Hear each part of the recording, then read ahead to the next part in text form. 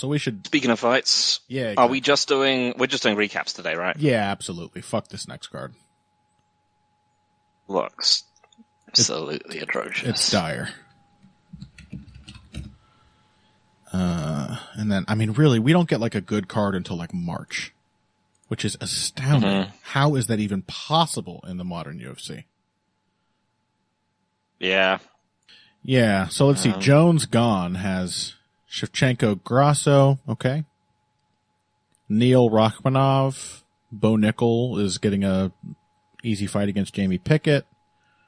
Derek Brunson, Dricus Duplessis. Come on, baby. Hell yeah. Now we're talking. Ian Gary, Song Kinan, I like that. Julian Marquez, Marc-Andre Barrio. That sounds like a beautiful middleweight fight. Okay, that's not a bad card, honestly. It's pretty solid. A long run of dog shit. Yeah. With, like, good main events sometimes. Sometimes. Even not many of those. The last, like, 4 months, it feels like. It's like... I'm still very happy to book light heavyweights in the main event. I feel like the fixation on just having the big dudes headline no matter what is just more ridiculous than ever in the current MMA landscape. Yep. So I just don't know where are the good small fighters. That's the thing about these cards. How is it possible we're going so long without me being able to look at an undercard and just be like, oh yeah, that's good? Yeah, don't they have like 80 bantamweights on the roster? How is this possible? They have the bantamweights. Where bantamweights, featherweights, flyweights, and lightweights combined? There must be 250 dudes. Where are the fighters? Where are they? I don't understand how these undercards can be so bad. It just adds to the insulting quality of the let's have a bunch of big idiots in the main event, because it's like, well, at least usually get to console myself with a great undercard or a couple of highlights. Where are they?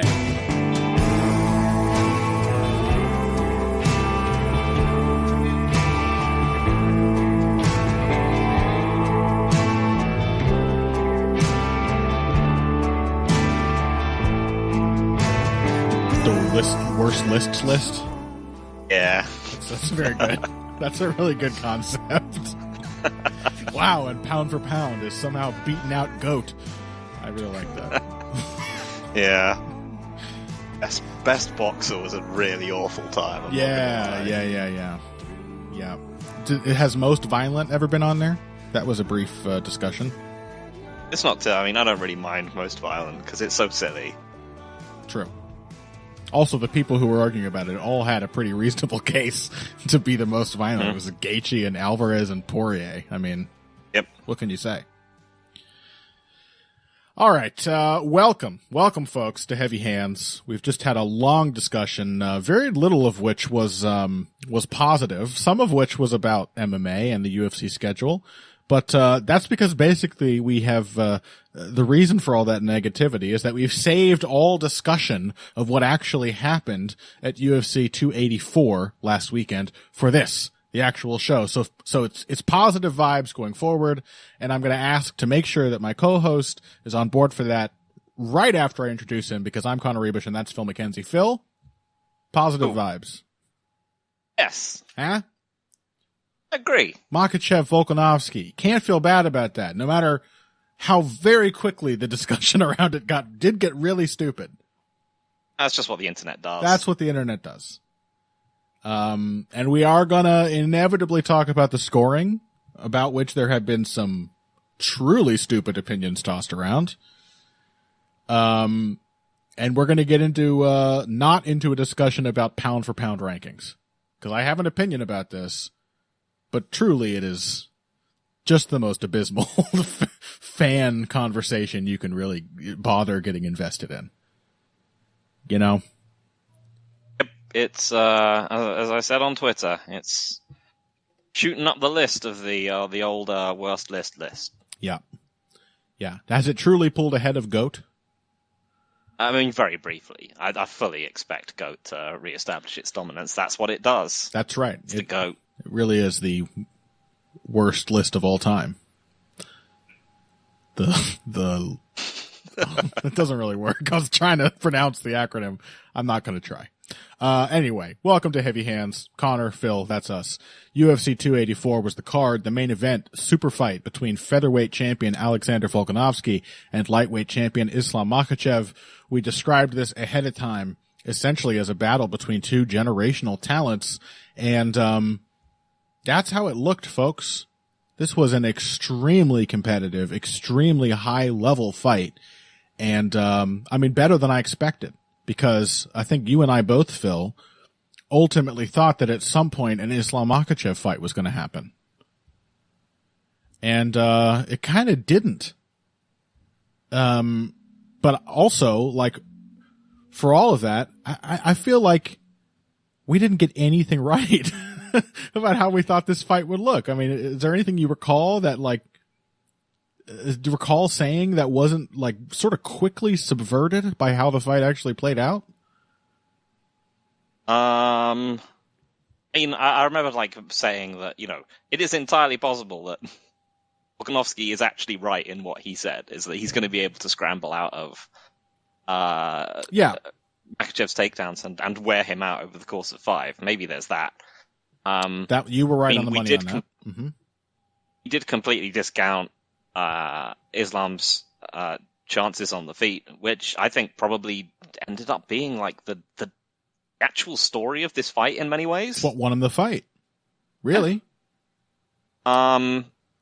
Which was a lot of people have gotten mad at me for saying this, and I don't want to imply that I'm saying that, you know, Volkanovski was just being beaten on the feet. It wasn't like the way Volkanovski beat Holloway, but I think for a slight majority of the time this fight was on the feet, there's a really good argument to be made that Makhachev was outstriking Volkanovski. Yeah. He did it a lot for extended periods. Really impressive. I think it's what wins him the rounds that he wins. Yeah. Like, in a very real way. Like, he has long positions of control grappling at points, but he doesn't actually do all that much with them. Right. It's the fact that most of the time they were cappers to, like, him winning on the feet.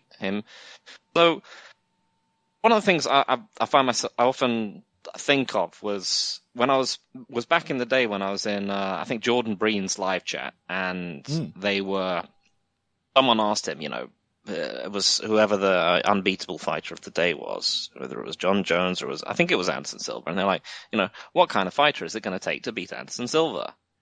And I think this was post Chael, so, you know, there are stock answers you could give. You know, you just be like a big, strong control wrestler and all this other kind of stuff. And in the end, that was sort of what happened with Chris Weidman. Mm-hmm. What Jordan actually said was, it's just going to be someone who's better at mixed martial arts than him. Mm-hmm.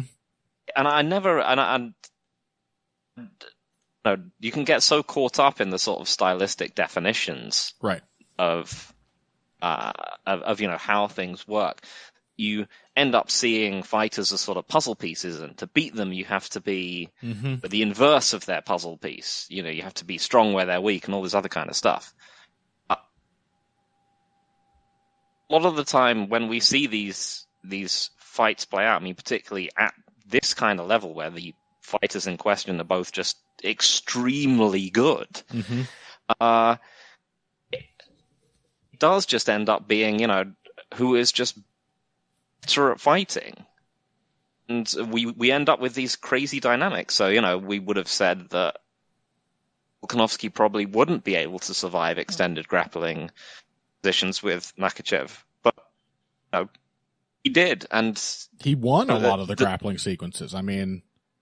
Yeah, I mean, the two basic things are that Makhachev, the wrestler, wobbled Volkanovski multiple times in this fight. Multiple times. And Volkanovski, who was, you know, supposed to have had to keep on the feet the entire time, ended the fight raining down ground and pound from top position. Yeah. Yeah, it just didn't have the discrete, like, little stylistic boxes we expected at all. Which I think is, if anything else, I mean, a testament to how fighters themselves can fall into this kind of thinking. Because I think Volkanovski, yet another example of his incredible poise and clear-headedness in a fight. And we'll talk about what that means, because I think he didn't necessarily make a lot of entirely clear-headed decisions in the fight, but it's clear that he was like being rational and thinking the entire time. Immediately after the fight, not out of breath at all, by the way. Some people have tried to discount that. They're like, well, the pace wasn't that crazy. Like, I'm sorry. You get into a fight like this intense, this tense, all those grappling sequences he had to defend, finishing the way he did, a man should be out of breath. It's weird that he wasn't at all. Makhachev certainly was. He's in the post-fight interview and he said, yeah, I think I underestimated his striking and he underestimated my wrestling. And that seems like a very simplistic read, but I think he's right. Like, I mean, that was obviously, I think, true after, 1 or 2 rounds of this. It was kind of true. Yeah, after 2 rounds, for sure. It was like, oh my God, Volkanovski can actually handle the wrestling, but Makhachev is kind of beating him on the feet. So yeah, I think the fighters themselves, in their own preparation, it's just sort of an unavoidable trap that you fall into thinking of your opponent in these sort of like strict categories when that isn't how MMA fights actually play out. I forget what point I was even making. I'm too excited about talking about the fight. It's just, I just couldn't, I don't know that in future I'll be able to anticipate this kind of dynamic unfolding where. I mean, because it required, particularly for this one, it required 2 sensationally skilled fighters. Yeah. But the fact is, I've heard some people saying like, oh, I felt like watching this fight really made me think that these two are open for challenges in their own divisions. I was like, what? Yeah, I don't get that either. I don't get that at all. A lot of people said that, I thought a lot of tweets where I think they're agreeing with the thing that I feel. And then by the end, I'm like, oh, where they're saying, man, Volkanovski came out of this looking really good. Like, I'm really impressed. I don't feel that this dings him in the dreaded pound for pound discussion, which I do agree with. Like, that was a pound for pound talent performance. I don't think he lost any stock for losing the fight. But then people will say, I think it makes Makhachev look worse. And I don't get that. Like, you just watched him, again, not for the entire fight, but for maybe a good 60% of the stand-up time, beating Volkanovski with his hands and feet. How does that make him look worse? Because you were so convinced that he was just going to out-wrestle Volkanovski that the fact that Volkanovski also impressed you by stopping it, that doesn't make Makhachev look worse. It makes Volkanovski look good. And the counter to that is that they beat each other in each other's phases in large stretches of this fight. How are you not impressed by that? They were such a good complement to each other that the fight took a completely unexpected shape. That's how good they were at having prepared for each other and how able they were of figuring each other's strengths out as the fight wore on. I don't know, man. I think both guys come out of this having validated the one feeling I had that was certifiably correct, which is that they are 2 of the best fighters in the world. Yes. This is what it looks like when 2 of the best fighters in the world fight. I just, I watched Volkanovski either stopping takedowns or, not getting completely finished from magical looking transitional offense from Islam. Yeah. Whether it's him, working knees from the clinch and then converting that into takedowns, or whether it was just like that part where I think he was trying to take Volk down near the cage and somehow just like phased through behind him to take his back. Oh, man. I was just like, how did he do that? There was the one in open space. It was one of Volkanovski's few moments of like lapse discipline. Where he got taken out in open space. He could feel like, oops, I didn't beat this position in the scramble. I'm screwed. I think he had to. He just had to rush for the cage on all fours. And yeah, Makhachev was on his back like in a blink. I think that was the sequence which actually basically ended up winning Makhachev the fight. Yeah. Was the fourth round. Because he sealed a round that he was already narrowly winning on the feet. Quite easily winning on the feet. Well, yeah, from what fair. I can recall. Yeah, fair. I think that was his best. That was his best round on the feet up until that point. Yeah. So, yeah, I think both guys come out of this looking like even better than I thought they were. I don't know. Mm-hmm. But the other thing I want to say is that this is a weird case where I look at this matchup. I went in thinking you have to pick Makhachev. That was ultimately my conclusion. Mm-hmm. And now that I've seen Makhachev win, I've seen Volkanovski lose it, I actually feel better about Volkanovski's chances in a potential rematch. Sure, yeah, absolutely. I mean, I'm like, I might pick him next time. I feel the fight trended. Also, I think Volkanovski's general approach, which I think is a combination of two things. His approach on the feet is that,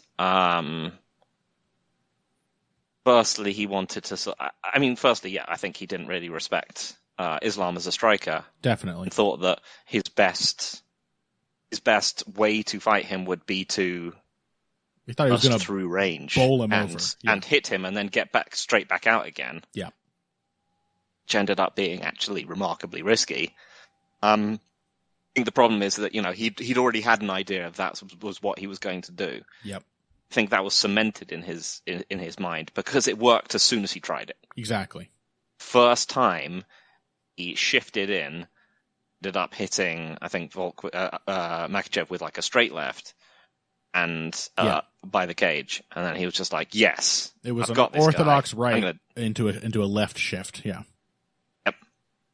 And it worked immediately, and he was just like, right, that's how we do it.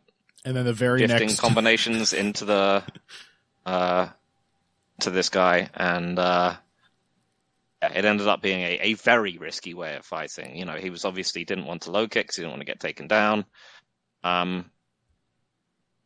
He didn't want to jab because I don't know. Yeah, there were points where just like he jabbed Islam and Islam simply jabbed with him and beat him. Yeah. I think very much counter to our feelings about Volkanovski's striking, he was a little more clueless about how to deal with the southpaw than I thought. And I think part of it was that this was the first southpaw he fought who really just wanted to keep him at bay. He had difficulty with that. Like, I think he probably would have found his jab a lot more. In fact, he did find his jab and some nice short and straight punches in a couple sequences where Makhachev had dinged him and was trying to come on. And then he was landing more of what I think of as typical Volkanovski strikes and boxing counters. But it was more of a challenge than I expected for him coming forward against a southpaw who, just wanted to maintain distance and wanted to keep him on the end of his jab, wanted to keep him at kicking range and wait for him to overcommit, which he did time and again, to land a good counter, which Makhachev did time and again. So very much Volkanovski did not deal with the southpaw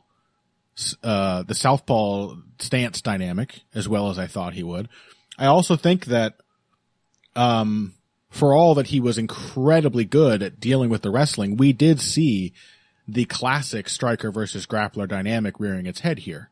I gotta think a lot of the difficulty in judging distance, the overthrowing of strikes, losing his balance, like a lot of that I have to think was due to Volkanovski having to be hyper aware of all times at the possibility of a sudden grappling exchange. Yeah, I think, he's a very cold and calculated man. You could see him often getting overconfident in the fight, looking happy beforehand and so on. But, however consciously that was, however consciously confident he was, I think subconsciously he was just like, there's a distance we need to fight this person at. Yeah. So the interesting thing is, we talked last week about who is Volkanovski like, and that he's a bit like his short man, his adaptation of being the short man against the big men kind of fighting He's like a superpowered Australian John Makdessi. Mm-hmm.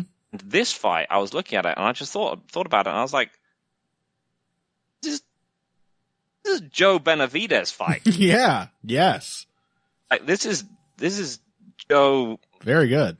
Bongavidez, as opposed to John McDossie. John McDofsky or John McDossie.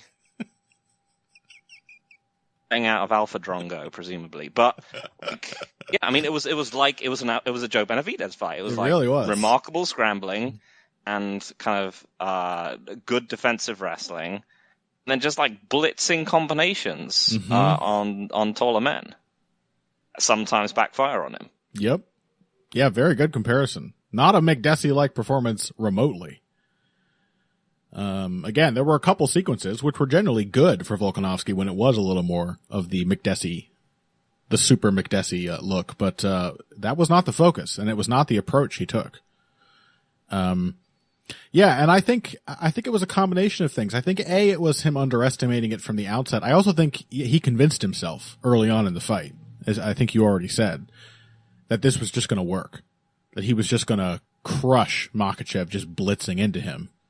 The first sequence, because up to that first, the commentators were all over the place, by the way, with like being able to judge what was a knockdown and what wasn't a knockdown.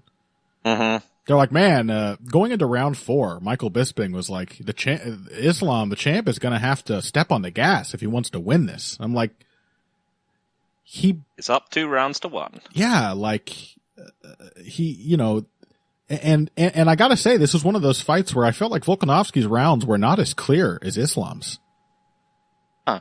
Cause the Volkanovski round before that was what, round 3? Yeah, people have said 2. I don't actually think there's a very good case. This is, I'd be more likely to give Islam 1 than 2. People have said, I don't think any of the Volkanovski card rounds were controversial at all. I agree. Yeah, the Volkanovski there's more of a case. There's more of a case for the Islam 49-46 that we heard. I agree. Than there is for a Volk win. Watching it live going into round 5, I was like, for all I know, Volkanovski could be down 4 rounds. Because there have been there have been competitive ones, and there are 2 rounds where I feel like they were competitive enough he might have won them, but I know what round. I know Makhachev won the first, and I know he won the 4th.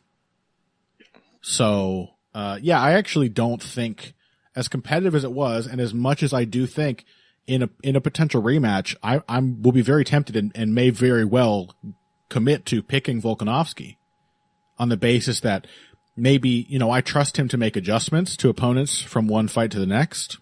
I think maybe the adjustments he can make, especially now having proven that he can sort of deal with a lot of Makhachev's ground threats, are possibly a little simpler for him to make. Although, again, having been so surprised by Makhachev's striking, I can't really count him out as Zayn made this point last week, like Khabib, one of the underrated aspects of Khabib's success was how well he prepared for his opponents.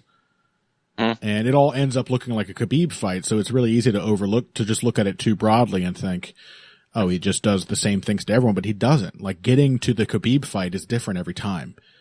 And Makhachev also showed a really great ability to adapt and prepare for a specific challenge here.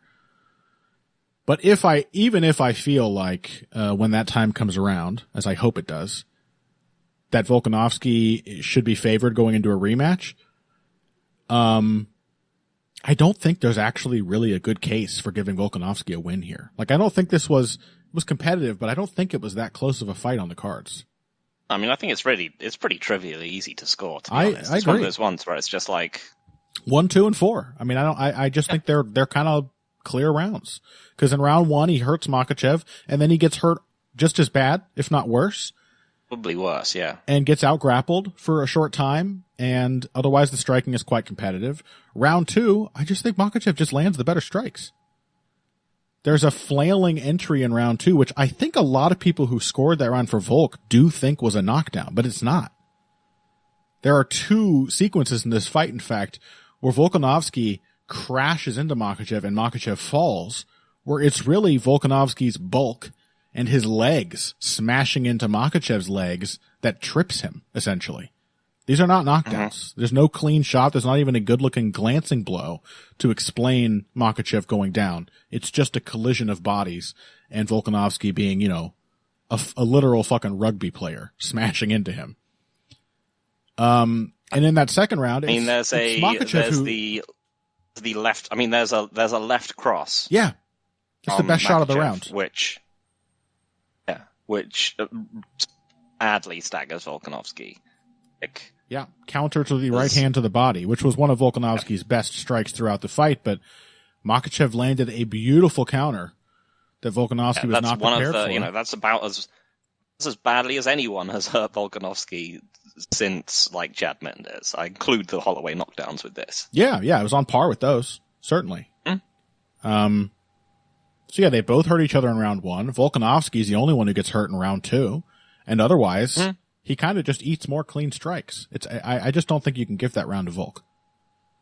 And then I guess we may as well talk about it now before we move on to more details about the fight. But the other one people have now decided is controversial is round 4. I think it's insane. I think listeners will know how we feel about this. We've discussed this exact dynamic in the past. You can't win a round if somebody's on your back for 2.5 minutes. I mean, even if you are doing more striking, especially if they cleanly outstruck you in the preceding 2 minutes. I think it's fine to argue that really it is the striking that wins Makhachev the round, and then he just sits on his lead. But I would even go a little farther than that. It is MMA. It's not boxing. You have to give a guy fucking points of some kind for being able to lock his opponent into a position that he does not want to be in. That's kind of how I feel, you know, like. I think I'm going to give a qualifying one for this one, because the obvious comparison in recent memory is Aljo against Peter Yan, right? Yeah. And people have also pointed to Shevchenko's Santos, which I have to admit I do not clearly remember. No. What I will say about Makhachev's back control in round 4 is that it was incredibly inert. Yes. Utterly shockingly passive. Inert. Yeah. There's a couple moments where he's thinking about the choke and he has to back off every time he even tries to just get like a seat belt, because the moment Volkanovski feels the attack coming on, he is adjusting his position. He's trying to get his shoulders to the mat. He's trying to spin out. And so Makhachev has to bail really early into the process of locking in an actual attack every time, because Volkanovski is so clearly ready to burst free. So yeah, he doesn't get anything done. He threatens and doesn't even threaten that much. This is the thing, is that he doesn't even go for strikes from that position. Which aren't going to hurt or anything.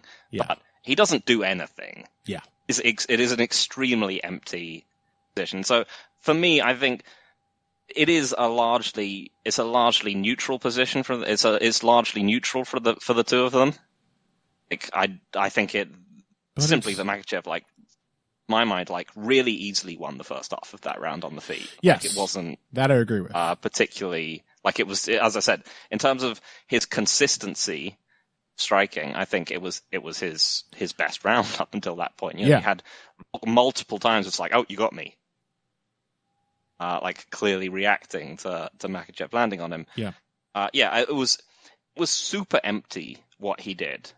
He wasn't attempting strikes or submissions, which to me just makes it broadly a neutral position. I don't think Volk's strikes obviously don't count for anything. Come on, guys. So I mean, if Volk had been winning the round up until that point, then I'd give it to him. I could see, and he'd been clearly winning. I could see giving it to him. Mm-hmm. So from my perspective, what makes that position a good one to have for Islam, and the difference between that from the boxing to MMA perspective, is that he is allowed to hold it despite not doing anything. Yes. Because if he was in other positions, they would stand him up for inactivity. Yeah, if he's holding him against the fence or something, both guys are on their feet. Yeah. Yeah, I mean, So I mean, don't know. and that was exactly my reaction when it happened. I was like, oh, the fight's over. Yeah. Like, as soon as he got that body triangle, I was like, he would be an idiot to let this go. Right. He's winning the round, and of course, he's still in it forever. Dominic Cruz, he's won the fight. Dominic Cruz, master of strategy, who never seems to understand like what fighters are thinking. No, actually, it was Bisping in this case. Cruz was correct. Cruz was like, he doesn't have to let this go. He said that when it was happening. He doesn't have to. He's got the round. He's banking it. And Michael Bisping's like, yeah, but he wants to finish the fight. Like, who are you kidding, Michael? Like, why would he take an undue risk? He's sealing the round. It's in the bag. Why would he allow a scramble? But I would even go a little, this is just a difference of, a slight difference of opinion, I guess, or of, it's subjective, ultimately. I would even go a little broader than that. I feel like, if you could describe some kind of point value to like how good of a lead someone is building up with each minute they get in a certain kind of dominance, in like a minute of, you're like 10-9 outstriking a guy for a minute. If you say that's 1 point, then sitting on a body triangle and not doing anything with it for a minute is, 0.3 points or something. You're not winning the same way, but I feel like you got to get some value. Like, if it means nothing, then why the fuck? I think you get a very small amount of value. Yeah. And I know it is, you can argue it's control, but it is a different kind of control from like ring generalship. Like if you're outfoxing me, if you're outmaneuvering me and I'm just chasing after you and I can't catch up to you, that's just control. You better hit me, because I still have the freedom to make choices, to adjust. If it's not meaningful, if it's simply the same as ring generalship, then why couldn't Volkanovski get out? I don't know. It's grappling. This is the difficulty with MMA scoring compared to something like boxing, is that grappling just can't be scored by the same metrics as striking. And if you argue that literally the only thing that makes an attack effective is the damage it's doing, you are essentially saying that only successful submissions count, or submissions that come so close they rip somebody's tendons or break a bone but don't force a tap, that counts, but everything else is meaningless. And I just can't get behind that. It's MMA. Like, if you're unless you're gonna go to a system where only finishes score results, which nobody in the promotions wants to do because it would mean a lot of draws, which was the case back in the days of bare knuckle boxing, when that's how fights were scored. Knockouts were wins and losses, and everything else was a draw. Even if you got the shit beaten out of you for 20 rounds, which they used to do, if you didn't get KO'd, draw. And, like, I can see some value to that, but given that that's not going to happen, that's not how the fight is scored, you got to give some value to a guy sitting on the back. Yeah, I mean, I think it's like anything else. I think you need to give some value, but it's pretty small value. Yeah, but it's still enough value. Holding any control position is. Yeah, I mean, as I said, the difference between this and holding someone against the fence, or it's meaningful, just hanging out in top control, but it's small. Is that you get to keep it. It's also that it is an incredibly offensively privileged position, because the other person can't hit you with any power. Yeah. So, you really should be doing something with a back control for I do 3 agree. minutes if you want to get some actual points out of it. But, as we said, Islam didn't need to. He was winning. Yeah, I do agree, but I still don't see it as fully neutral, because I do. I mean, just because, because Volkanovski spent the entire round doing stuff. Yeah. And it was stupid. He was just punching behind his own head. It happened so often. He landed so many stupid behind the head punches, which was awesome. Islam did so little that I was willing to call it like neutral. But even then, it doesn't matter, because Islam won on the feet. Yeah. That I guess I can get with that. I would still say, like, I don't know. I often hate people bring this argument out way too readily. This kind of rhetorical tactic, but I gotta say, if you think those are meaningful strikes, really, then you have not been punched in the face before. 'Cause they're not. Like, you know what I mean? Like, leverage and weight transfer is what makes shots hurt. And those are even less valuable than arm punches on the feet. They're just arm punches, and arm punches in the feet still have like accidental weight transfer. They still have, it's unavoidable that there's some body weight being thrown around. Like, I'm sorry. Those will do cosmetic damage in the most literal sense. Or like, yes, it's like being slapped. And to me, that's like trying to compare being like snapped with a ruler to being hit with a 2x4. There is no comparison. They're stay busy strikes. They're annoying. They're distracting. They can lead to positional advantages, but they really don't mean anything in my book. Like way less even than like knees to the thigh in a clinch. They just don't mean shit. The only reason they would enter into discussion at all is because, yes, Makhachev was entirely passive in that position. But it was a position that they were in because he wanted to be in it. So yeah, anyway, enough about the scoring discussion. We agree Makhachev, pretty clear winner. But what else? I mean, how do you feel about this? It is an interesting one to talk about a potential rematch, assuming both guys defend their titles successfully. I think most people are going to pick Volkanovski over interim champ Yair Rodriguez out of hand, although I do suspect that's not going to be an easy fight, especially seeing what we saw here about Volkanovski kind of getting lit up with some kicks from Makhachev. And then assuming Makhachev beats Dariush, which again, I mean, I think they both have some pretty... Has that been booked? Well, no, it hasn't. Dariush is fighting Oliveira for some reason, even though I think pretty obviously he should be getting a title shot. But I also think... I did enjoy that Islam was like, want a real challenger. Yeah. I would have preferred if he'd just been like, Connor or Chandler. Been specific. That's kind of what he meant, though, right? That seems like that's what he meant. That is what he meant. But also, the chance to make life-changing amounts of money can't be No. If he changes discounted. If he changes his tune on that, I will have to understand. But I do appreciate that he's like, yeah, basically. I hope he fights Dariush next. It's who I sort of half. I'm just incredibly impressed. Honestly, with both men. I mean, Islam, his future in the lightweight division. Yeah.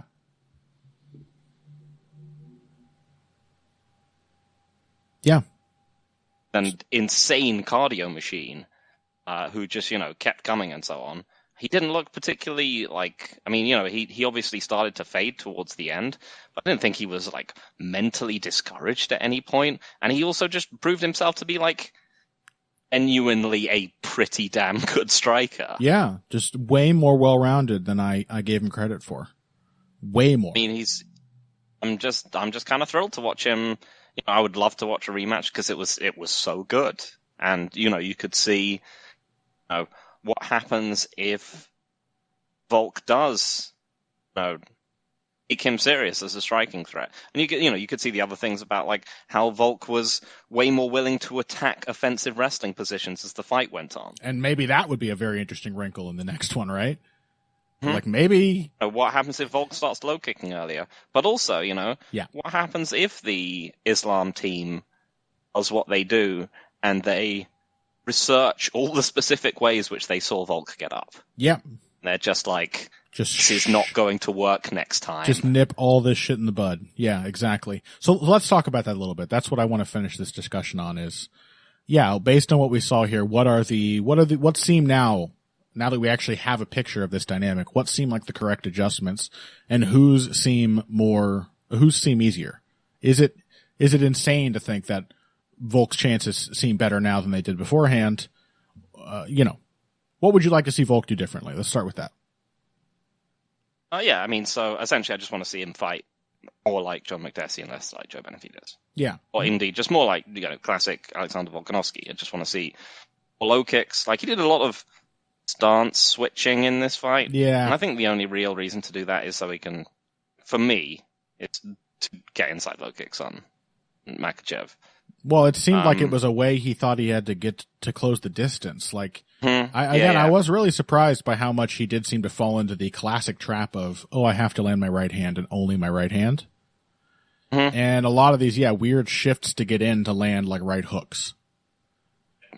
Yeah, I would like to see. I mean, I think one thing I'll say is that one of our reads was that it would make sense for him to be an outfighter. I'm no longer as convinced of that. I think he might have to pressure Makhachev a lot because. I think he has to pressure without blitzing. You know, exactly. he has to do he has that. to pressure methodically. He has to not be scared to low kick. I mean, because he's good at not overcommit, you know, gradating the power of his low kicks. Yeah, he's great at it. Just, you know, tapping away with them so that they're not going to be catchable or counterable. And the ones he did throw in this fight were very well timed. They were chosen at moments when Makhachev had already committed to a retreat or was out of position or off balance. Or when it was very clear that all of his focus was on avoiding the punch he thought was coming. Like, those opportunities will be there. That just the vague threat of a takedown at any moment should not be enough to let you see when the person's not ready to be kicked in the leg.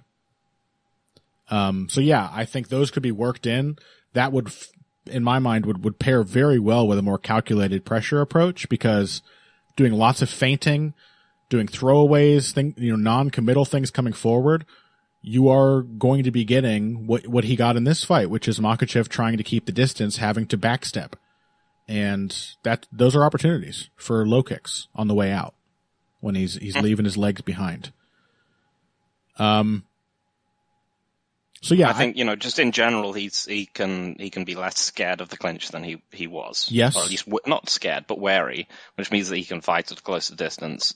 Yep. Dictate exchanges more. But I also think it sort of feels like he has to, because if he hangs back, a thing that I did not expect was just how effective Makhachev's kicking game was. Mm-hmm. Yeah, it was keeping him stood up. Yep. Also, and the knees. Let's talk about the knees.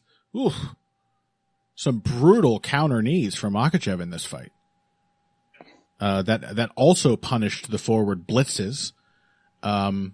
Which, yeah, but the body kicks, the high kicks, I think Makhachev could throw a lot more teeps off the rear leg. These were all super effective. And Volkanovski really didn't defend them very well. He also just needs to fucking jab.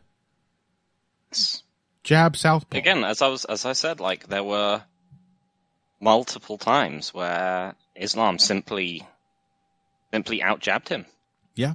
They would just exchange jabs, and Islam just came out on top. Yep. Just, really good timing, and focus on what he was doing in the moment. Yeah, I think. I mean, it shows how much.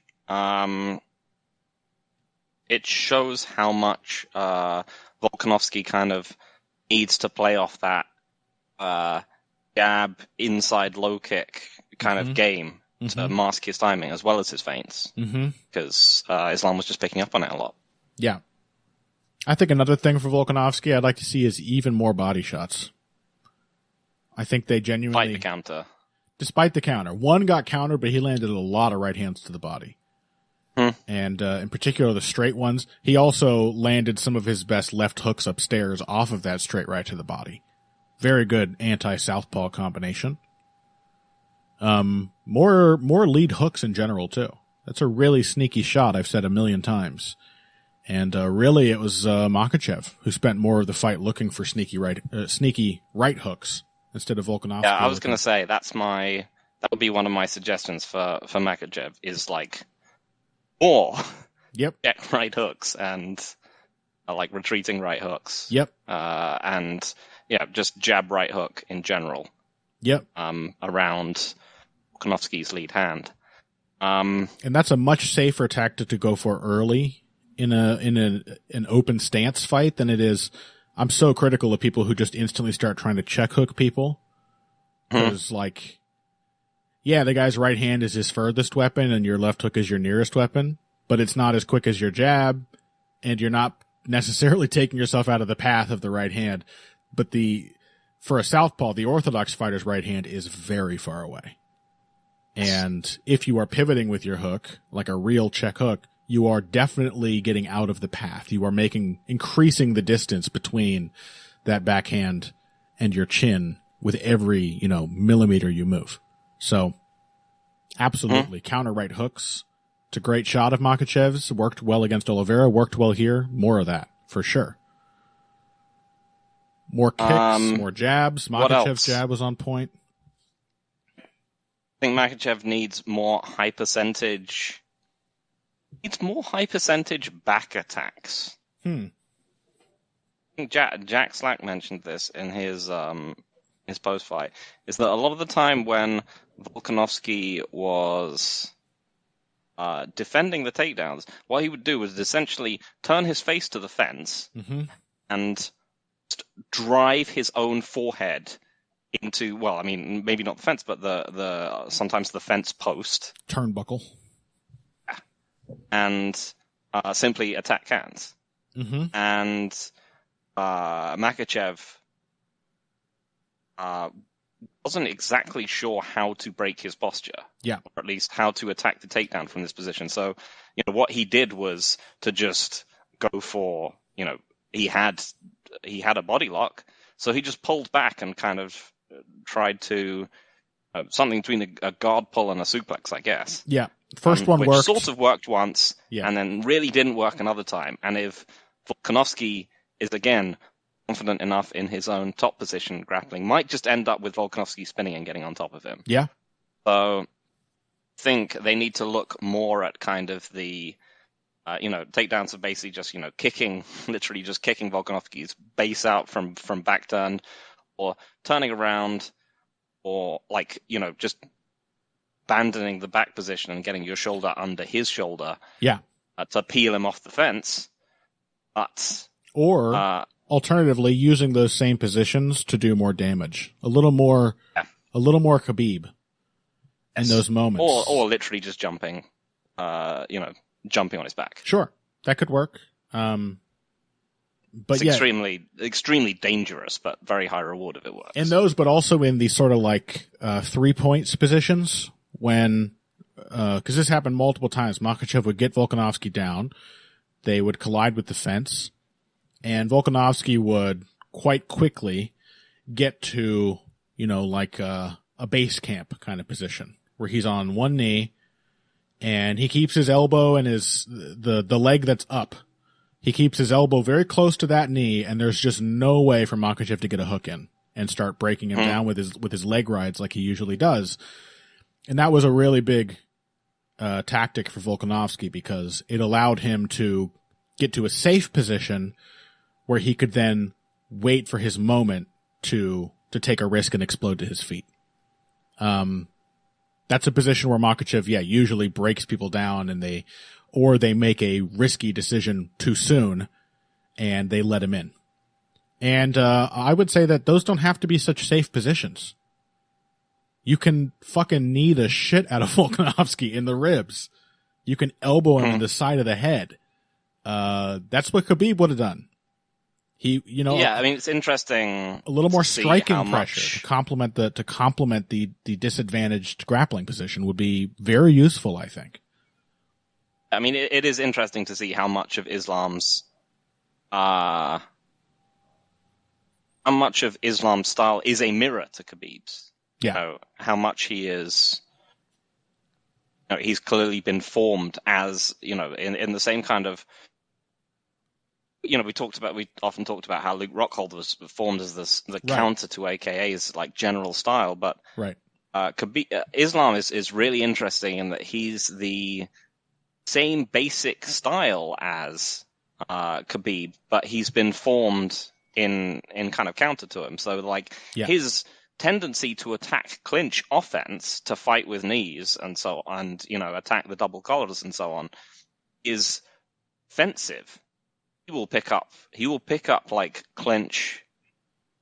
He will pick up clinch striking entries on the defensive, when he's being pushed back into the cage. He did it a lot in this fight. Yeah, a lot of counter collar ties where he landed some really nice body knees.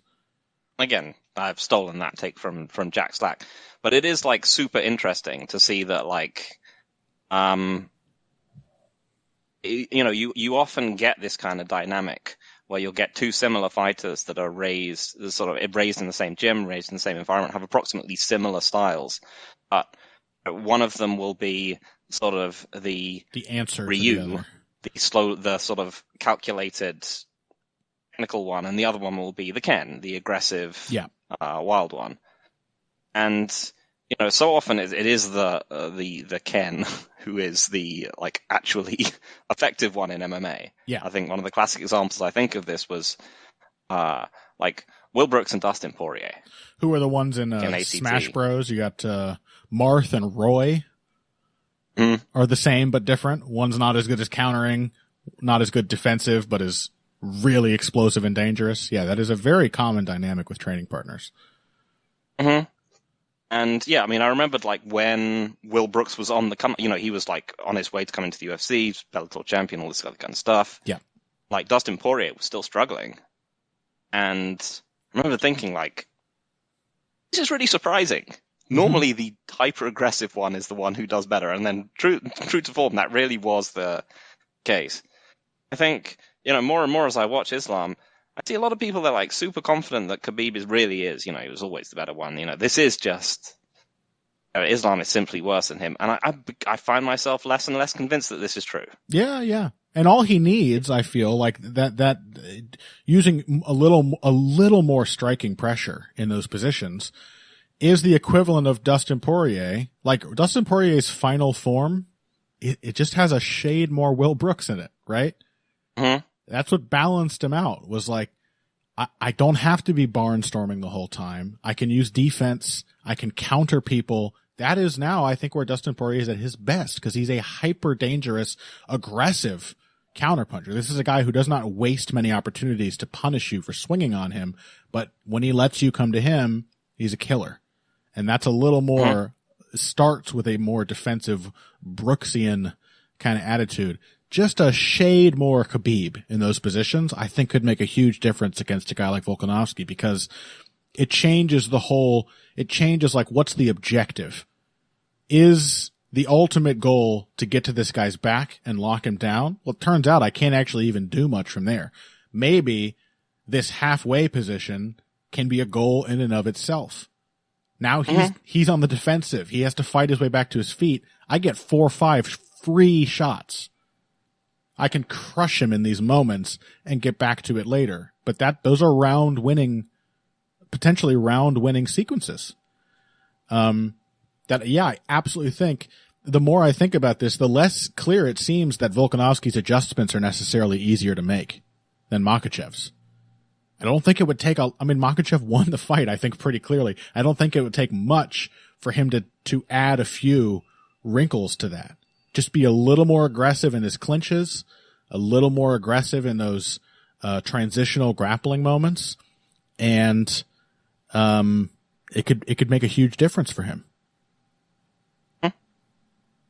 I mean, more and more as I look at him, I just think we're seeing because I did used to think of him as just sort of less aggressive Khabib, but we're seeing a genuinely remarkable fighter coming into his own. And he's I think undeniably a more complete fighter than Khabib. Yeah, I mean, I've seen people being like, actually, even though Islam's striking, looks more tutored in moments, he's not as effective as Khabib. I just think he's like, at this point, come on, he is a better striker than Khabib for sure, no question. No question. Yeah, I think it's one of those things where the dynamic of the two, the fame and the thing of Khabib being the big brother and so on, is that I'm sure that, he probably did get the better of him most of the time. And, but I think that now that Islam is out from under his shadow, we're seeing how good he really is. Yeah. Truly blossoming in these last 3, 4, 5 fights. We have just seen, again, him getting better and better, and in unexpected ways. So yeah, yes, but the same is true of Volkanovski, as we said before. Just in this one, he lost some of that craft on the feet. Just the will and the drive of this man, is unimaginable. And to think that his problem in this matchup, I think one of his main problems that could be pretty easily overcorrected, and almost certainly will be now that he's lost, to think that his problem was overconfidence. Like a more measured Volkanovski, I think, would have won on that night. Just a little more measured. Just not allowing quite so many free exchanges from a Makhachev to win. Not running into so many clean strikes. Not following up that, again, round sealing moment he had when he staggered Makhachev early. Not immediately following that up by getting into a stupidly reckless exchange where he quickly found out that, actually Makhachev can counterpunch. And he now just won the round back, basically. Yeah, both of them. Super impressed. Incredible. Can't wait to see both of them against, like, some of the sort of next-gen challengers who are popping up. Weirdly, Yair is not anything like a next-gen challenger. I think he debuted in the UFC long before Volkanovski. He's just only had, like, 7 fights in these 8 years. That is a weird one. I'm not actually super looking forward to that one, I have to say, even though it will be an objectively super entertaining fight. Yeah. It's just really analytically... I think it's just really analytically troublesome. What do you make of it? Yeah. But, things like... Still very excited to see things like Volkanovski against Topuria. Like more than that, like I'm actually really excited to see Islam against if against people who can get past the roadblock of old people. Yeah, I would love to see hurdle. Islam in that Arman rematch or against Fiziev. Just want to see this guy like fighting the elite of his division, the actual elite. The actual elite, yes. Well, we may have a chance to gather our intel on what we will ultimately say about Volkanovski Rodriguez. That one, at least, is going to happen. It's unclear as of yet who Makhachev is going to fight next. I still got to say, Rodriguez, Volkanovski, and Makhachev Dariush, that is the one I'm hoping for. I think are both. It goddamn should be. Yeah, it really should be. And I honestly, right now, I haven't looked into it, but my feeling is I am going to pick Dariush over Oliveira for sure. Those both seem like winnable fights with some interesting challenges. And I think if you're a smart promoter, which we know Dana White is, indispensable even, you book those fights on the same card. Hope the stars align and nothing goes wrong, but to me, you set that up and you... Rodriguez versus Volkanovski and Dariush versus what's-his-face. Versus... How funny is it he did that fucking twice? Ugh. Jesus Christ. But yeah, you book those guys, you book those 2 fights on the same card. And then you do a rematch as their next fight. I know it's going to be a logjam. It's going to hold up the divisions. It's a balancing act. Generally, you and I like when divisions function, and 2 champions fighting is not how divisions are supposed to function. But also, we just saw this fight. Don't you want to see it again? Yeah, I mean, that was the other thing I was thinking when I was watching this. All those people who were like, nah, I don't want to see this fight. I want to watch Volkanovski rack up wins against, he would have been fighting fucking Josh Emmett.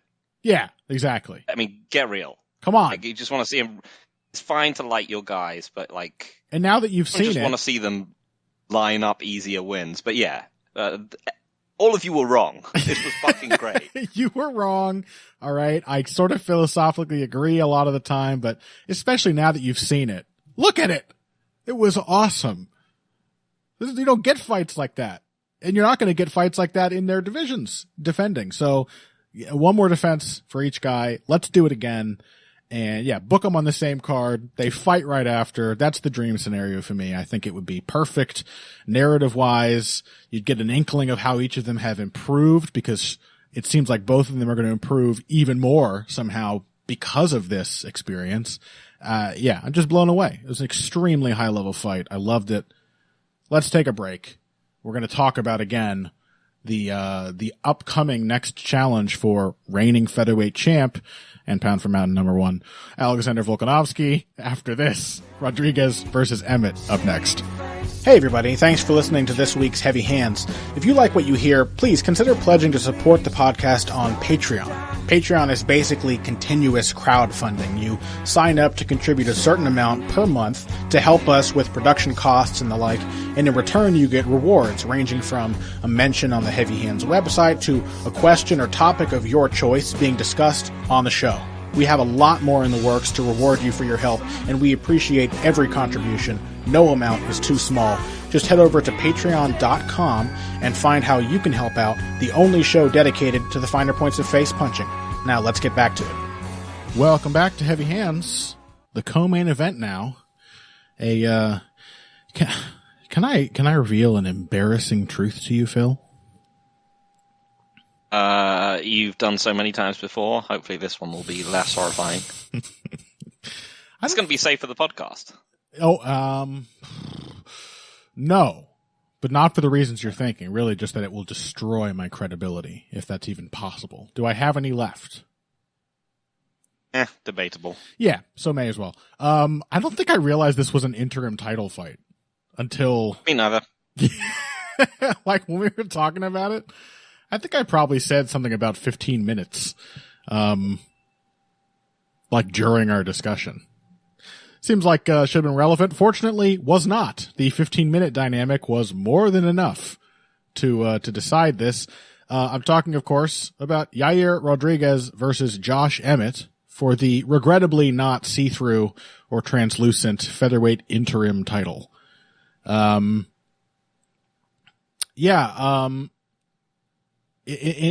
direct, directly opposite to the main event, this one was so very much like the fight we called that like I honestly couldn't believe it as I was watching it.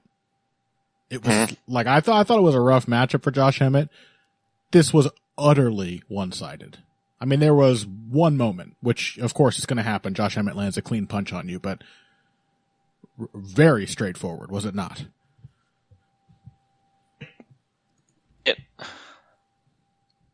What was that? No, over time, I think as, we've seen more of Josh Emmett as a person and just like a competitor and so on. And he's come through lots of adversity and so on and just I have come around on Josh Emmett. Mm-hmm. This fight made me annoyed with him again. Yeah, I get that. I mean, I've always sort of liked Josh Emmett, but I get that. Maybe I haven't always liked Josh Emmett. Maybe I just decided I always liked him because you hated him. Yeah.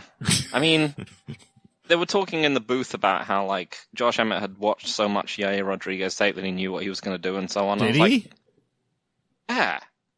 It's just like, well, what are you talking about? What did you think was going to happen if this was the result of you watching all the footage? Yeah, right. Yeah, I mean, but also, like, I cannot think of a worse fighter to do that to. I mean, is there someone whose ability is more attuned to throwing out weird random stuff? Yeah, right. And switching it up on the fly, and it's all devastatingly powerful. Yeah. And, it will kill you for guessing wrong kind of thing. Is there a worse fighter to go out there and think, and I know what this guy's going to do? Because you didn't. But also... No one does. That's a stupid way of fighting him. Yeah, but also, in the broadest sense of how you prepare for somebody, it didn't look like he was ready to get the shit kicked out of him. So, what did he glean from the footage? Because within the first minute of the fight, he just had the exact kick that folded Jeremy Stevens up like a lawn chair, just blasting his ribcage to pieces. And he didn't seem to know how to defend it or have any idea of countering it. He didn't seem ready for that at all. And if there's one thing he should have been prepared for, the bulk of what we really talked about, aside from Yair's chin in the lead up, it was like, yeah, he's just going to be at long range and just throw massive, powerful kicks at Josh Emmett as often as he can. He did, and they worked as if Josh Emmett had no idea it was going to happen. So, yeah, I also found that perplexing. But given that I didn't necessarily think Josh Emmett was going to be able to mold his style in a direction different enough from previous performances to deal with it, it did look pretty much exactly how I thought it would. Yeah, I mean, that's basically what we said. Yair's going to tear him up from range, and every now and again, it will burst through space, and Yair will run backwards, and it will crack him. Yeah. And that was it. But unfortunately, like, Yair can put out so much offense at so many different levels, and he's outrageously durable. Yes. Which was a saving grace. I mean, because as much as Emmett did have a moment, it was, I mean, I thought even by Emmett's standards, this was not a good performance from him. I think in part that was just because, Yair's style was made to make Emmett uncomfortable. But the way this was like Josh Emmett classic in a bad way. Mm-hmm. The way he was just completely overthrowing. His best sequence of the fight was him stumbling head first into the wall. And then Rodriguez being like, now I'm going to murder you. And Emmett just swinging wild hooks, and one of them landed. And staggered Yair. That was his best moment of the fight, and it came after, a critical error that otherwise was helping him lose the fight even faster than he should have. Where was the methodical pressure? Surely that was the natural conclusion to having watched all the Yair footage. Mm-hmm. Was to stay as close to him as possible, to keep him super busy as much as you can with feints, and not to just throw only overcommitted power shots, to try to trap him in a corner, to try to hit the body, to confuse his attentive but very messy defensive reactions, in a range where those would be critical, those would be fight-ending errors. But instead, Josh was just like, I think it's just a stylistic thing. I mean, this is why I didn't expect him. I expected him to get crushed. He just can't sustain pressure on somebody.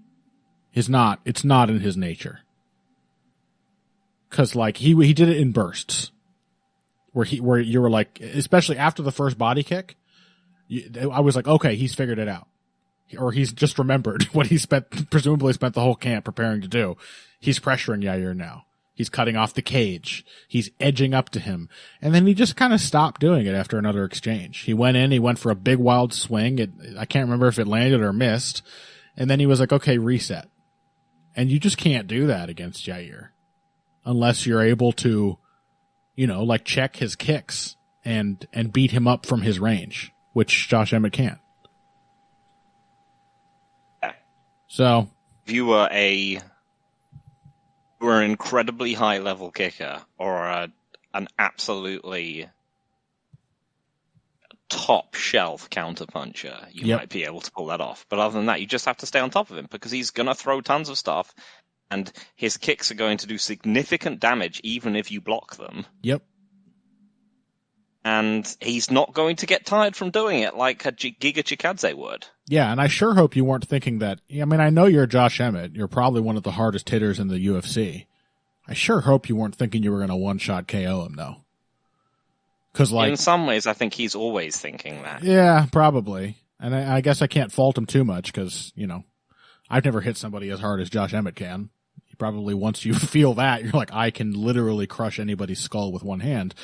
But Yair Rodriguez took the kind of mid-exchange hook that flattened Ricardo Lamas off the same hand that obliterated Michael Johnson, at the very end of a fight he was otherwise kind of, narrowly but clearly winning.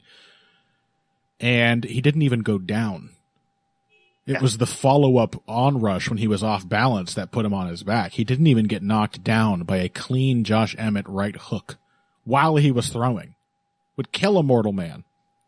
Yair Rodriguez is not a mortal man. As we said, he is one of the most repulsively physically gifted fighters to ever. In every respect. UFC. In every respect. Way. Yeah. He's big, he's fast, he's powerful, and he can take everybody's hardest shot. It's truly not fair. He is the most athletic cheater probably in the sport right now. Especially there's because no Yoel, so I think it's pretty much him. Yeah, he is honestly up there on par with Yoel, and like Yoel, it's like it really is emphasized because so much about his style would be utterly dysfunctional for anybody without all of those physical gifts. Yeah, and I didn't even mention the stamina, which is also another. Yeah, of course he's got sensational stamina as well. Yes. Yeah, he can do all this incredibly inefficient shit nonstop, while taking clean punches. So anyway, yeah, I did think Emmett looked, despite it just being a fundamentally terrible matchup, he looked really weirdly unprepared. Yeah. I mean, again, like it's a philosophically, it's the way in which he described it. You were like, yeah. At least, this was described secondhand by the commentary booth. You're just like, that is stupid. Yeah.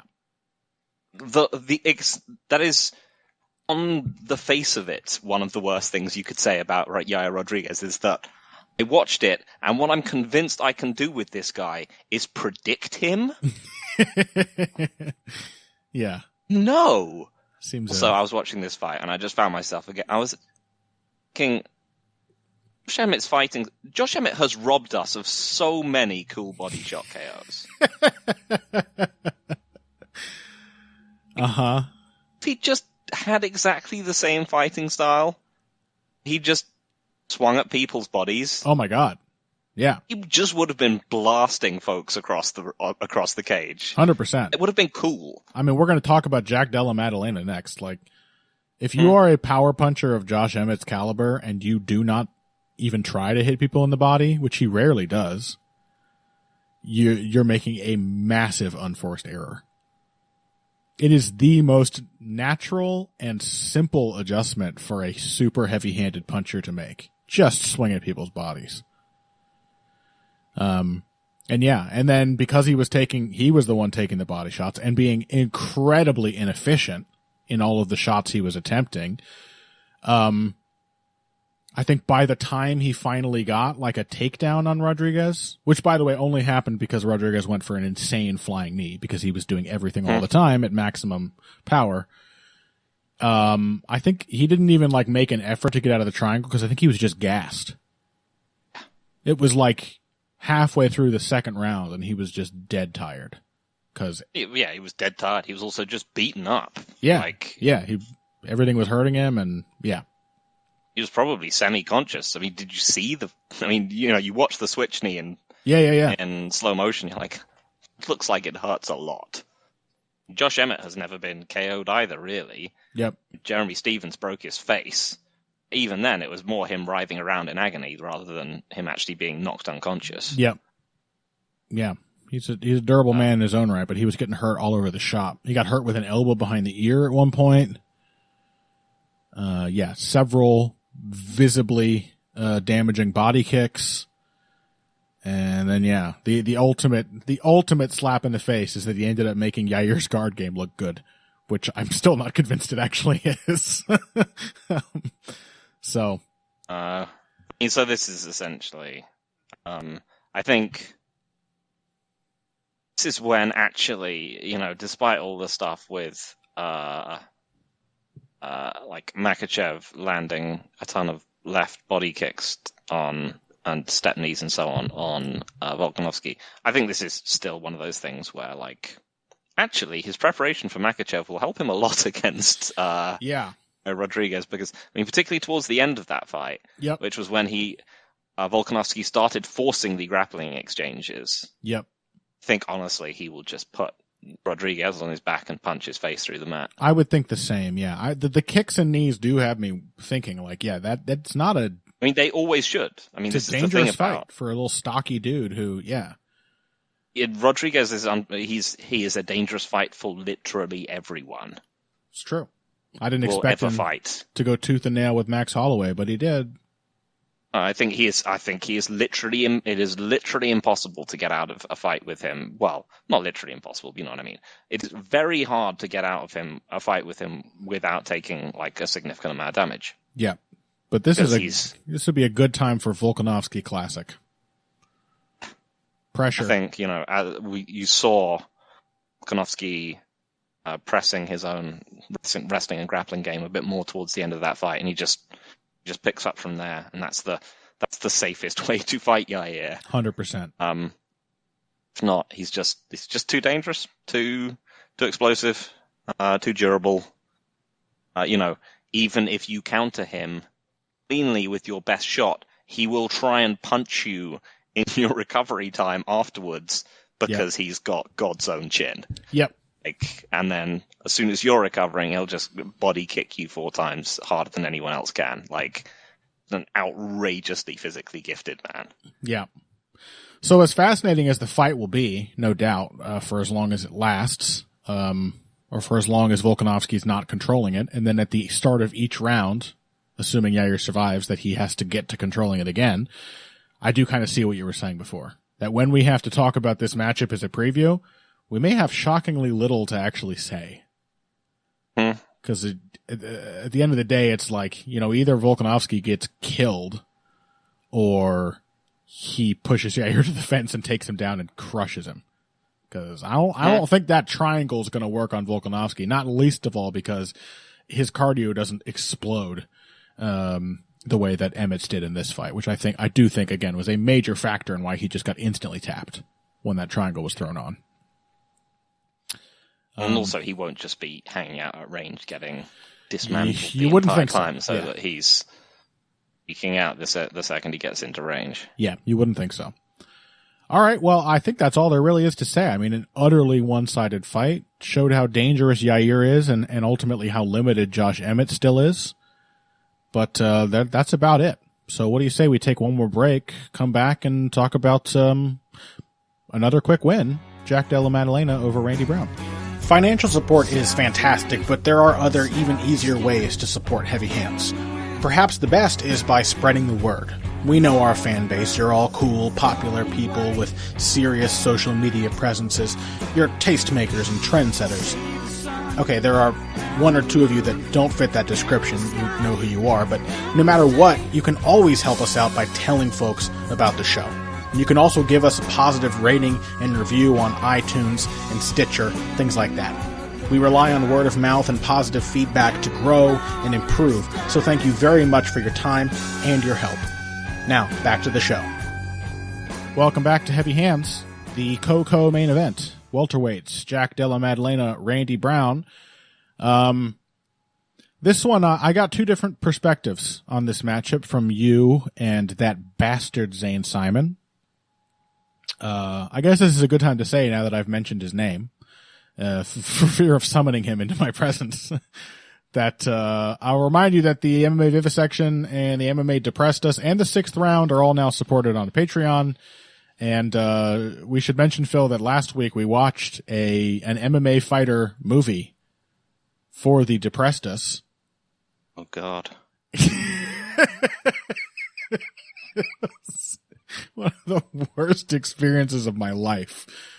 So if you want to see the movie, if you've ever wondered about, what a sex comedy written by people who are at least slightly adjacent to MMA fighters would be like, and Mantavention, also known, as Sex Coach. Is the film for you, should you be able to find it on the internet. Yeah, so go check out the MMA Vivisection and 6th Round Patreon. You're going to only listen to the Depressed Us now if you subscribe to the medium degen level. But it was fun, and we're going to do one of those a month. So in addition to, just breaking down all the UFC fights, you have that to look forward to. Anyway, with that plug out of the way, I got 2 different perspectives on this matchup. You and I sort of agreed, I think, that it was very possible for Randy Brown to be like consistent, classy Randy Brown and to kind of just outwork Jack Della Maddalena. And Zane's take was more that he thought either of these guys might just murder each other, which I think both are kind of true. Like, Randy Brown is a sneakily dangerous, dynamic fighter. He's very, he has a bit of that Kevin Holland thing. He's got the innovator mindset. But I think ultimately it looked more like our picture of what we expected, where like as long as Randy Because Brown... our main thing was like, he's going to be able to fight from the outside. Eventually he's going to get put into the fence and he's going to die. Exactly. That he's for as much as he is being the version of Randy Brown that schooled Brian Barberena, his chances actually look pretty good. That just a fundamental style matchup thing. That Jack Della Maddalena, very good pocket boxer, excellent shot selection, very tough man, and super hard hitting. And unlike Josh Emmett, a committed body puncher. It is like 50% of all the punches he throws when he gets into range. But he is ultimately the shorter, more plodding fighter. And so lanky, agile Randy Brown should be able to stick him with straight punches and move around. And yeah, like you said, we thought the end of him was going to be when he lost focus for just a moment and allowed himself to drift into a corner where he would possibly be just instantly killed. And that is exactly what happened. I mean, almost that whole thing even more compressed than I expected. I kind of thought Randy Brown, who I thought was winning this fight while it was at range. Oh yeah, of course. And granted, that's ultimately pretty meaningless because that means he was winning the fight for all of, a minute and 45 seconds, really. But, yeah, I mean, I thought our read on that front was pretty good. He was throwing nice front kicks. He was really, really judiciously using his jab. He was even kind of like trying to spare himself overcommitting by just slapping Jack Maddalena. Yeah, there was a lot of open palm slaps as like a Ersatz left hook. Yeah, which I kind of got. Like he was trying to keep Maddalena's hands occupied defensively without putting his weight into a punch. He was kind of trying to get the measure of him before he actually committed to any hooks. And yeah, it was about keeping just traffic in his face, basically. The jab was working, the footwork was working, and then this went on for, again, like all of 2 minutes. He even landed some nice body shots of his own, And then, yeah, all of 2 minutes, just sort of his own will. I mean, Maddalena was pressuring, but really he just kind of lost focus. Like I think he felt how good he was doing. And just kind of hopped back into the fence, and that was it. One punch. He put himself in a really awkward position, as most MMA fighters do, and that's something to talk about here, I think. Maybe a slightly different perspective than I've had in the past about defensive footwork in MMA. But he put himself in a really awkward position, turned away from Maddalena, Gustafsson style, and just got murked with one punch. Yeah, I mean, this one, I was a bit saddened by this one, I got to be honest. Mm-hmm. Yeah, because I thought Randy Brown, yeah, he was looking genuinely good. I agree. I was like, how is Jack Della Maddalena going to solve this one? There isn't a fight Randy Brown loses where you don't see like some really great potential in him. Mm-hmm. He's a good fighter, man. It is a problem of discipline or consistency or focus or however you want to spin it. But when he's on, man, I think he is a top contender caliber talent. Yeah, but also, I wanted to see that dynamic played out a bit more because I wanted to see Agreed. How Jack Maddalena solved it. Yeah. I'm not really convinced that we saw him solve it. Agreed. Yeah. Again, I think he just kept on more or less the same pressure. I didn't think he did anything that he hadn't been doing in the preceding 2 minutes to get Brown into the corner. I think the first sign of disaster was when, after 2 minutes of just poking Della Maddalena, Randy Brown sort of like flexed his shoulders and dropped his hands. I was like, oh God, he's feeling himself. And then he just let the next measured step forward drive him straight back instead of circling. He just lost it. Yeah, and I think, unfortunately, he's someone, front from, say, Yair Rodriguez, where he just doesn't have a great chin. You can probably say that by now. Been knocked out a few times in the UFC, sometimes by really weird stuff. Yep. I mean, granted, both by huge power punchers exclusively, but he's not Yair. That's proven. Yeah. In his ability to be cute and his ability to lose focus is obviously highly curtailed against a lot of fighters because yep. he's going to get I mean, Chaos Williams is again a massive puncher, but he's also had him in bad trouble. He did. I mean, in this particular case, I think it was the fact that Elena hurt him badly with one punch and then immediately managed to clip him on the way down with a second punch. Yeah. Which, you could say is incredible proprioception and shot selection and so on from Madalena, but mostly I think it's a bit of a fluke. That he just... Not necessarily a fluke, but, like, ain't gonna happen. I'll say this. It's a lot more likely for that to happen to a guy like Della Maddalena than it is Chaos Williams. Yes. Chaos Williams is... Because he was doubling up on right hands, for example. Yeah. And we know about Della Maddalena that really one of his greatest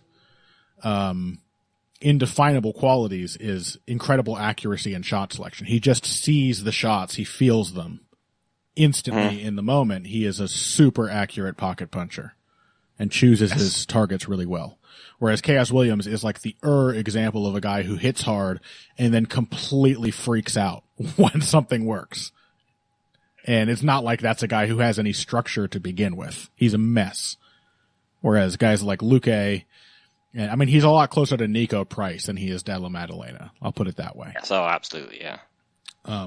Yeah, I found myself thinking, like, I just don't think Maddalena was tested, and I think this is a... Agreed, yeah. Somewhat worrying development for him. Yeah. I don't necessarily want him to feel like, he's just gonna... It doesn't matter if the fight's going wrong, because all he needs is one exchange and the other guy's gonna be out of it. Yep. So who is there, though, out there that can maybe do a consistent Randy Brown impression? Wonder Boy. Ooh. You think Old Wonder Boy would be a tough fight for Della Maddalena? I agree. Mm-hmm. Wonder Boy. He's not going to wrestle him, is he? Huh? If he does, he might win by accident because Wonder Boy appears to not be able to do that at all anymore. But that's a good point. So again, if he wrestles him, good. Sure. Then I'm like, yeah, it's something. Oh, this isn't someone who just thinks I'm going to knock everyone out on the feet. This is someone who wants to win. Correct. Yeah. If he does that, then I would just be like, trust him to do what he, like make adaptations in order to win fights. Yeah. I would also say I wouldn't mind seeing, I know this is essentially the same fight, but I think with a measure more durability and maybe having reached his final form, why not do Della Maddalena and Neil Magny? It's just Randy Brown who will get hurt but then might survive. And maybe gets I think it's better. Too close. For me, it's too close it's to the same. Me, it's too close it's too risky that could just dead Agony instantly again. Sure. So I would maybe split the difference and say like Jeff Neal. Okay. Yeah, because I'm with you. What I want to see is a fight like this. Because what really happened is that Della Maddalena was tested, but he didn't have to do anything to pass the test. The test just ended prematurely. Is the feeling. So, yeah, man, he's really promising. He's a really interesting fighter.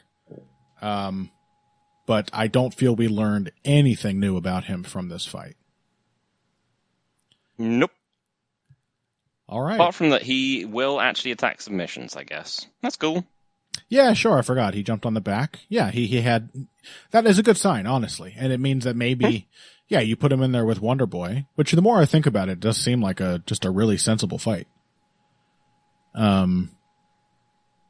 Where that's a good fight night main event. It is, for sure. Absolutely. Rather than dispiriting light heavyweight matchup number 642. Mm-hmm. Anthony Smith. Yeah. Which the Venn diagram of those two events is quite, overlapping. I don't know if anybody caught this on Twitter the other day, but when they announced Smith versus Walker, I sort of knew this was the case before I actually looked at the numbers to back it up, but they did back it up. At that point, now he's behind by one, but will have caught up by the time Smith Walker comes around. He had as many 5-round appointments in the UFC as Volkanovski and Makhachev combined at 8. 8 5-round fights for Anthony Smith. Now, granted, not all 5-round fights are created equal, These are all fight night main events, and obviously you're not going to put Volkanovski or Makhachev, especially not now, as a fight night main event. But still, why? Why do we have to keep seeing? I don't even dislike Anthony Smith.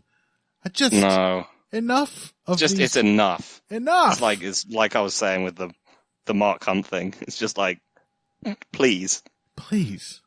Can't say anything more about this man. I don't want to. And I don't even like him as much as I liked Mark Hunt. I'm happy to say the same thing as about Mark Hunt. I don't know what the fuck to say about Anthony Smith in another main event where I functionally feel great pressure to talk about it because it is the main event. I'm like, oh my God, again? He's only one of those 5-rounders has been a title fight, which he lost. Utterly. Every round, which his best chance of winning came when he was fouled. And then company man style chose to let John Jones win anyway. Yeah, I mean, enough. Della Maddalena, Stephen Thompson, that is a main event. A passing of the torch moment, a fight with many X factors, but a genuine test for a promising up-and-comer. Do that. And I think Stephen Thompson would take that fight because he's that kind of guy. Mm-hmm. So do it. Because Stephen Thompson in his head, he's like, oh my God, I would love to beat up another Vicente Luque. That was awesome. So do it. Anyway, that's all. I mean, I don't think there's anything else to say. We have already, we did exactly what we did last week and deservedly talked about the main event for like 50 minutes. That is about it. We are going to touch on some of the nonsense that happened on this undercard on a bonus episode. And I already promised I was going to do some Fedor commentaries. I'm still going to do those. So keep your eyes peeled to Patreon. I'm going to try to get out at least one extra bonus thing on there this month. I think I was shy last month. That happens. You don't support the Patreon if you're not a forgiving person. Okay. Because I'm not perfect, Phil. I know this is a shock to you. But, Connor, don't ruin the grift here. Oh, actually, well, I just don't want people to sign up and be like, this is a professional operation. It's not, but I'm trying. That's what you're paying for. Well, listen to him. It's a professional operation. You keep that money, Connor. Yeah. Phil is keep the money those fools give you. Phil is definitely involved heavily in making sure there's enough bonus content too. So no skin off his back if you fall for this line. But yeah, there will be Fedor commentaries. I'm hoping to do more than one because the fights aren't that long to commemorate the hopefully final retirement of Fedor. You know what we should do, Phil? We should do a commentary series for the Patreon in the future where we watch all of the Saperbek-Safarov fights. That just sounds fun. That does sound like depressed us material, though. It does, but we could do our own. Let's just celebrate. You want all that greasy Safarov goodness for yourself, don't you? We'll both do bastard. do like 3 Safarov fights, and then we'll just be sick by the end. We'll both just have chest colds. There's some noxious fumes coming off this footage. Anyway, go check out the Heavy Hands Patreon. We're going to talk about, Justin Taffa, I guess, and Jimmy Crude and all the other stupid bullshit, that happened on this card. And, if that isn't worth $3, I don't know what is. Anyway, thanks all for listening. I hope you enjoyed these, awesome top card fights as much as we did. They were highly anticipated and deservedly so, especially that main event. Can't wait to see where both those guys go next. And I cannot wait to talk to you all next week, where we will be sandwiched between 2 abysmal fight night cards. So how about this? If you know of any other scheduled events coming up, boxing, kickboxing, or MMA, that sound more interesting, please do not be shy about letting us know. Poke us both on Twitter at BoxingBush, that's me, at Evil Greg Jackson, and say, hey, I know Krylov versus Spann really has your motor running, but maybe you could talk about this instead. Because one of our failings is just not being able to keep up with the endless whirlwind of combat sports that is going on. So it's a better chance that we won't have to talk about just dire UFC fights if you absolute degenerates out there tip us when something exciting is happening. Don't pretend, again, not a professional operation. Don't be fooled into thinking that we know what's going on. Anyway, those are the Twitter handles. Heavy Hands is the show. Thank you for listening to it. If you came here today for the finer points of yada, yada, yada, you know the drill. Next week, see ya.